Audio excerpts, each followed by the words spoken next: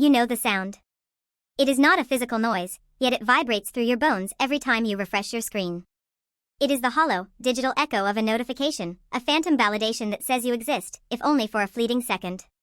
You have built an entire identity around the ghost of a heart icon, a flickering digital ember that dies the moment you look away.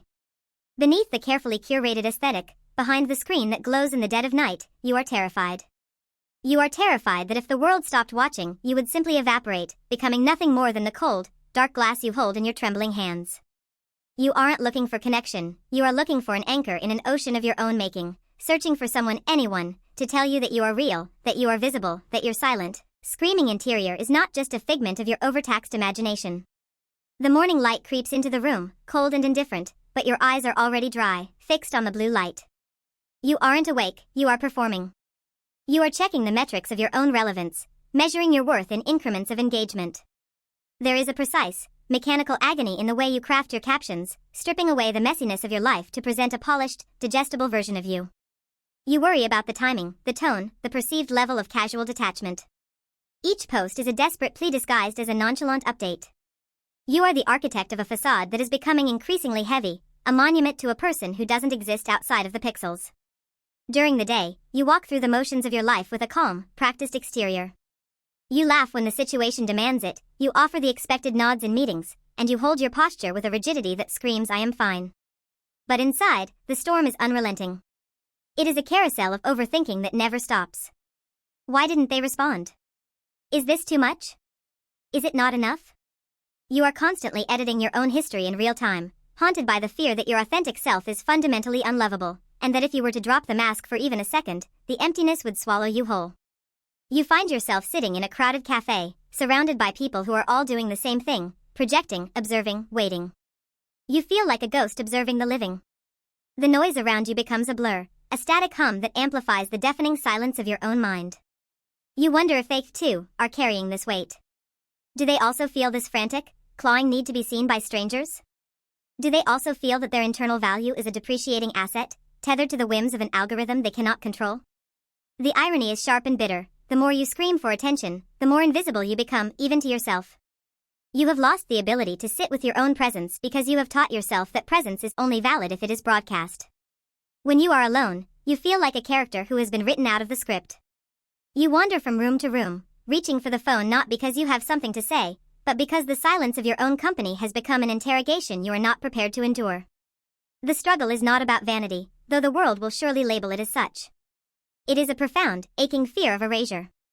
It is the realization that you have outsourced your sense of self to an audience that doesn't care if you succeed or fail. They are just scrolling. They are just passing through. You are waiting for someone to stop the scroll, to look at you, really look at you, and confirm that you are substantial. But you are looking for that confirmation in a hall of mirrors. You are drowning in a sea of reactions that mean nothing, yet you are starving for more. Every time a notification pings, you feel a momentary spike of oxygen, a synthetic rush of relief, followed immediately by a deeper, colder plunge into the void. It is a cycle of addiction where the substance is not a drug, but the hollow sensation of being perceived. You are trapped in the gap between who you are and who you feel you must be to survive the gaze of others. The sun begins to set, casting long, bruised shadows across your desk. The room feels smaller now, the air thick with the residue of a day spent waiting for a signal that never quite satisfies. You look at the screen, and for the first time in hours, you don't refresh the page. You just hold it. You look at the dark reflection on the glass, the faint outline of a tired face that feels like a stranger's. You realize that the silence you have been running from is actually your own sanctuary, yet you have locked yourself out of it. You have been so busy inviting the world into your private chambers that you have forgotten how to live in them alone. The recognition hits you with the weight of a physical blow. The hunger for applause is just the sound of your own neglected soul calling out for a return to the quiet. You aren't falling apart because you lack attention, you are falling apart because you have spent your life trying to exist in the reflection of others, leaving the original empty, hollowed out, and aching for a touch that the screen can never provide. There is a strange, bitter peace in this admission. The realization that you are the only one who can truly witness your life is both terrifying and liberating. You have been waiting for a jury to deliver a verdict on your worth, not realizing that you are the only judge in the room, and you have been harsher than anyone else could ever be.